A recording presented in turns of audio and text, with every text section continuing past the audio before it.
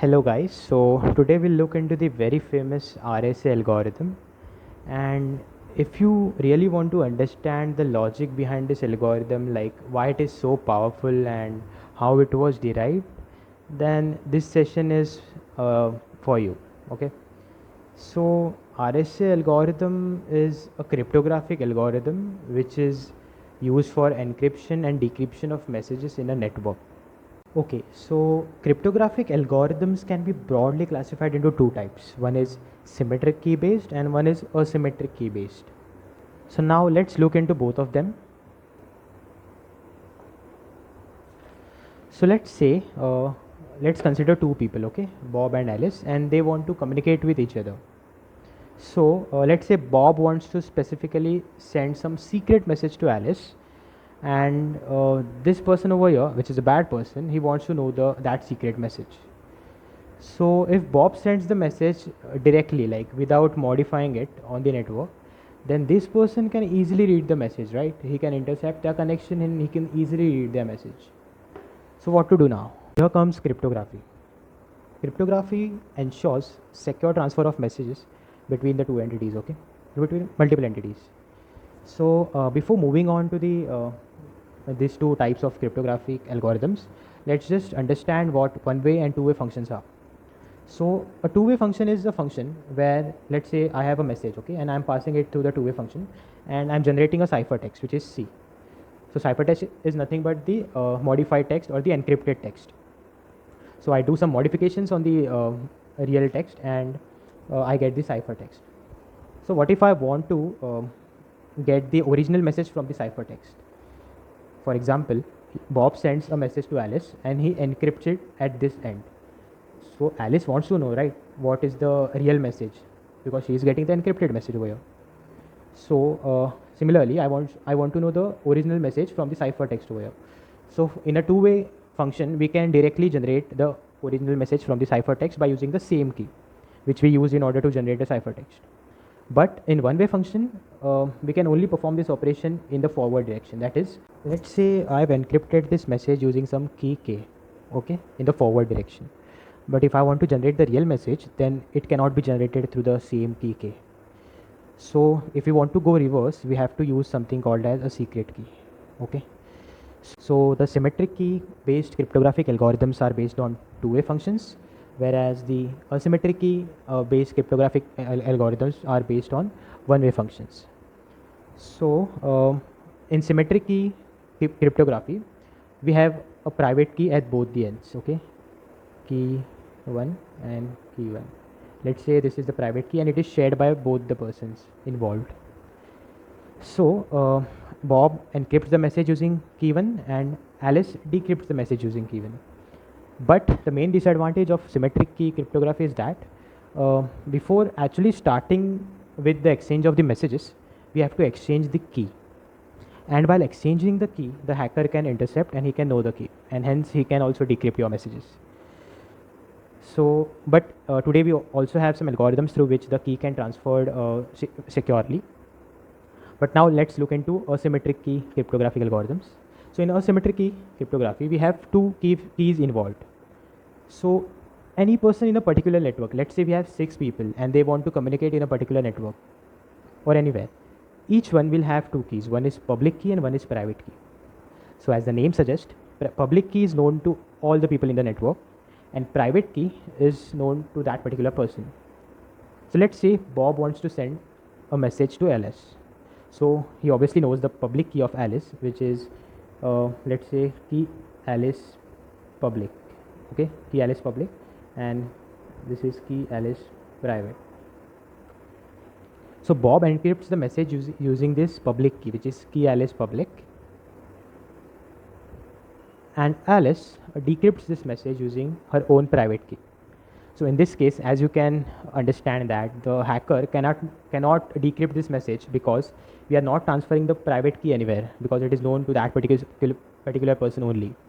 So this ensures more security, right? And RSA is based on asymmetric key cryptography. Let's consider this particular scenario. Let's say Bob wants to send some message to Alice, and let's say we converted that text message into a number called as M. We labeled that number as n. Okay, so what I'm doing now is like I'm raising m to some exponent e. So e is a public exponent, and I'm taking the mod with n, and it gives me some number c. So the c generated over here is nothing but your ciphertext. So as we can see that this whole expression which we are evaluating acts as a function, right? And if you carefully observe, this operation is quite easy to perform, right, in the forward direction. Like if you know the value of m, e and n, we can easily calculate c. But what if I want to calculate m by just knowing c, e and n? Is it possible? Like, is it feasible? So how can I calculate that? So let's consider some exponent d. Okay, so some decryption exponent d. So I raise c to some power d and take mod with n. That would give me n, right? Because so if you logically want to understand this, consider that. So one condition is that m should always be less than n, right? Because we are taking mod. So like here we are taking mod. That means if m lies outside n, then by taking mod we are basically in the range of 1 to n. So we cannot generate m, right? So m should always be less than n. And c would always generate m, because if we use various powers, we would always be able to generate all the remainders of from 0 to n minus 1, right? And in 0 to n minus 1 resides our message m. So this always holds. So now you must have observed that this particular expression is acting as a one-way function, because it is easy to perform in the forward direction but quite difficult to perform in the backward direction because we don't know c. So let's just substitute this particular value in c. Okay, so m to the power e raised to d mod n gives us m, and we can easily substitute this m value over here because it is taking mod. So mod of n would eventually give us the same result. So if we open this, then it equals, so we end up with this particular expression, right? So what I mean to say over here, that if we have some two exponents e and d, let's say this is encryption exponent and this is decryption exponent. If we know these two values, and if we take mod with some particular value n, I'll always be able to produce the original message. So now I need to establish relation between e, d and n. Also, if you have observed that we are left with a choice in order to choose both these values, right? So as I mentioned earlier, that e is a public exponent. That means e will be visible to everyone, but d is private. So we need to select such a value of d which will be impossible to predict or even generate or even evaluate. Okay, so how can we do that? So now begins the interesting part. Okay, so now we are left with this expression, right? So now we need to find some relation of d and some entity which is quite impossible to calculate, right? By doing that only, we can ensure 100% security that no one will be able to evaluate our d. So let's consider this particular entity which I've written over here, which is known as Euler's Tuition. So it is defined as the number of numbers between 1 to n which are co-prime with n. So in case of 6, we have 1 and 5 which are co-prime with 6. So the answer is 2. And in case of 5, all other numbers except 5 are co-prime with it, because 5 is a prime number. So no number divides it, or there is no factor of 5, right? Except for 5 and 1. But we consider 1 because it is co-prime, because GCD of 1 and 5 is 1. So answer of phi of 5 is 4. So we observe one thing over here, right? That the tangent of any prime number will always be equal to p minus 1, because according to this theorem, all the other numbers would always be co-prime with that particular n, right? Okay, so that's interesting. Also, this particular theorem is multiplicative. That is, phi of, let's say, p into q would be phi of p into phi of q. And let's say both p and q are prime. So let's say then phi of p into q would be p minus 1 into q minus 1. Do you agree on this? So now let's try to build some relationship. Okay, so let's say I define this particular n as product of two prime numbers p and q. Okay, now phi of n would be p minus 1 into q minus 1, considering p and q are prime. Also, as p and q are prime, I can say that p into q is the prime factorization of n. So what is prime factorization? So let's move on to the fundamental theorem of arithmetic, which is also given by Euler. So he states that any natural number n can be represented by product of prime numbers, product of its prime factors. So p1, p2, p3, alpha 1, alpha 2, alpha 3. So p1, p2, p3 are prime numbers and alpha 1, alpha 2, alpha 3 are integers. And this always holds true. So it is quite intuitive to consider this is always true, because let's say we have a number n and it has some factors a, b, c, d, and let's say a and b are prime, so we can't divide them further, right, because they are prime and they don't have any factors. But c and d are but c and d can be divided into their factors until we get some primes which cannot be further divided, right? So we can always say that any number n can always be represented by the product of its prime factors, and this particular sequence would always be unique for each n, and it is quite easy to think about it, right? So in this case, this is the prime factorization of n, and n is unique. So now let's just quickly look how we find factors. I know this is quite basic, but let's just look at it. So to find factors of n, what we do is we just traverse from 1 to n and we just find the numbers which are dividing n totally. That means the remainder after dividing n is 0. We can also traverse from 1 to root n, because the factors on the left hand side of the root n, by dividing those factors, by dividing n by those factors, we can get the factors on the right hand side, right? So this saves time. So before moving forward, I would like to share some facts, some computational facts. So let's say I am processing numbers, let's say from 1 to 10 raised to 6, okay? 1 to 10 raised to 6. I'm doing some addition or multiplication, or I'm summing all of them, okay? So this takes approximately 1 second on a normal computer. Let's say I raise the power to 10 raised to 7. Then this takes 2 seconds. Let's say I raise the power to 10 raised to 8. Then this takes 10 seconds. And let's say I raise the power to 10 raised to 9. This takes 1 minute. 10 raised to 10, 5 minutes. And so on, it goes on exponentially increasing. So 10 raised to 6 means 6 digits, right? So let's say there is some number having 6 digits, and I'm summing all the numbers from 1 to that number. Then it is taking 1 second. And for 9-digit number, it is taking 1 minute.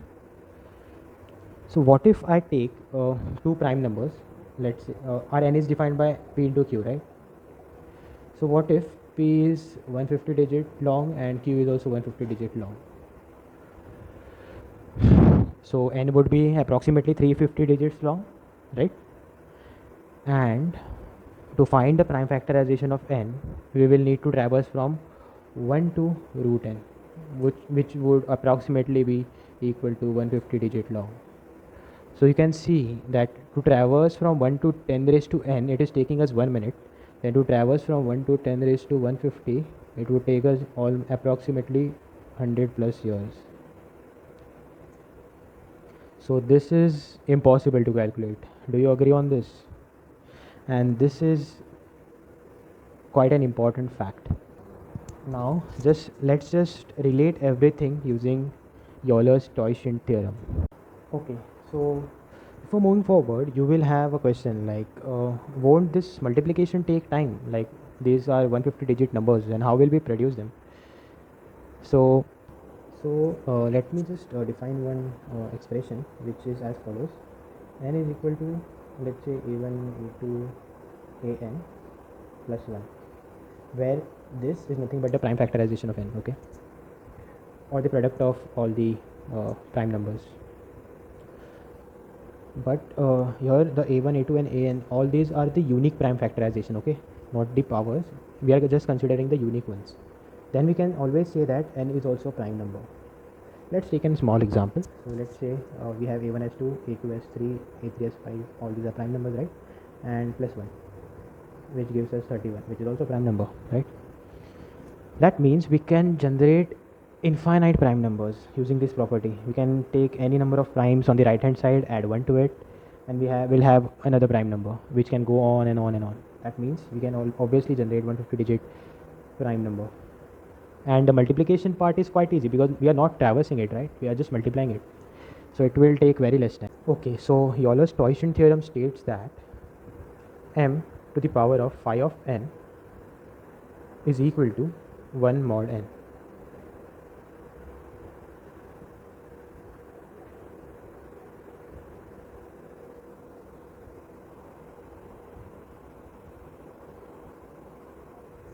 So according to this, we can choose any two numbers m and n such that they are co-prime with each other, because as we can see the RHS is 1. That means when we'll take mod of this with n, m shouldn't be divisible by n, then we'll get 0, right. So m and n should be co-prime with each other, and this expression always holds true. So I would have loved to explain the proof of this expression, but it would take quite a time, so the video will be long.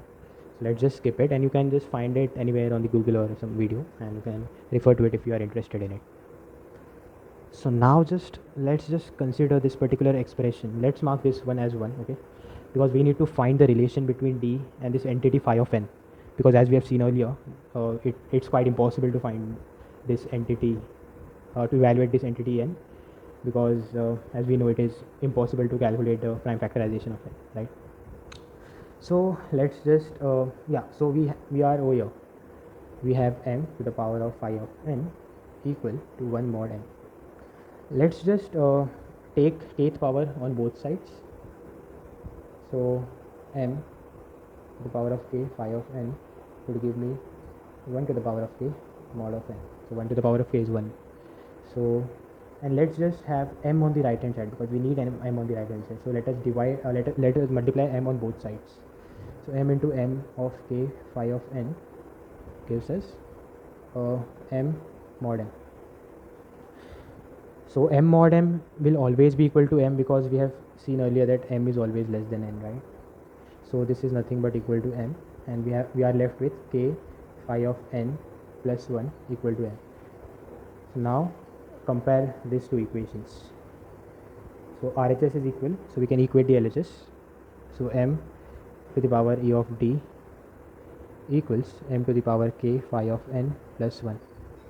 So the powers are equal, so we can equate the power. So ED is equal to k phi of n plus 1. That means D equals k phi of n plus 1 by E.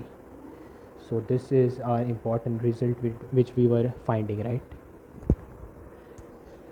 So we can state that D directly depends on phi of n, and we have seen earlier that phi of n is impossible to calculate because phi of n depends on n, and the prime factorization of n is impossible to calculate, right? So we cannot know the values of p and q, and hence we cannot find p minus 1 into q minus 1. That's right. So yeah, so this is why RSA is considered to be one of the strongest and powerful algorithms, because it is impossible to calculate or predict the value of D over here. So what we do is that we make two, as we have seen earlier, that this is an asymmetric key based algorithm. So we have public key and private key. So public key equals e comma n, as we are sharing n, and private key equals d comma n. So private key will be kept with Alice and public key will be known to Bob. So Bob will encrypt using this particular key, and the decryption will be done by using private key. So now we'll look at one example, and then we'll conclude. Okay, so now we have a example question so that we can know how to solve when it comes in the exam. So Here we have taken the message as 88, so the text has been converted into a number, and which is 88, and we have considered the two primes p and q as 17 and 11. So here are the entities which we proved and defined earlier. So phi of n, which is tangent of n, or is equal to 17 minus 1 into 11 minus 1, which is 160. And now one important thing is that E should always be co-prime with phi of n. Okay, so when choosing any arbitrary value of E, we have to first of all we have to choose it from 1 to phi of n, and E should always be co-prime with phi of n. So I've considered E as 7, so GCD of 7 and 160 is 1, so it is co-prime. And as we have derived the equation for D over here, we have used it over here for calculating the value of D. So I've considered K as 1, so I've substituted K as 1, and phi of n is 160, so 160 plus 1 is 161, and 161 by 7 gives us 23. So this is our D. So now our public key is E comma n, which is equal to 7 comma 187, and our private key is D comma n, which is 23 comma 187. So one thing to note over here is that if I've considered only 17 and 11, which are only two. When we consider huge numbers, like huge prime numbers having a very 100 to 2, or let's say 10 to 15 digits too, the value of D comes quite large as compared to the value of E. So that's one thing to be noted. Also, in the encryption, we use our one-way function, which we discussed earlier. So we use the public key E comma n for the encryption, and we get the ciphertext. So for evaluating this, you can basically divide the large power into smaller powers, and you can individually take modulo, because the modulo arithmetic is multiplicative, so you can multiply them together then and take the total mod, and we get the ciphertext as 11. Then in the decryption part, we use our private key, which is D comma n, and we follow the same steps, and then we get our original message, which is m, which is equal to 88. So yeah, so this was a detailed video on RSA. I hope you liked it, and if you liked it, just like, share and subscribe. So thank you.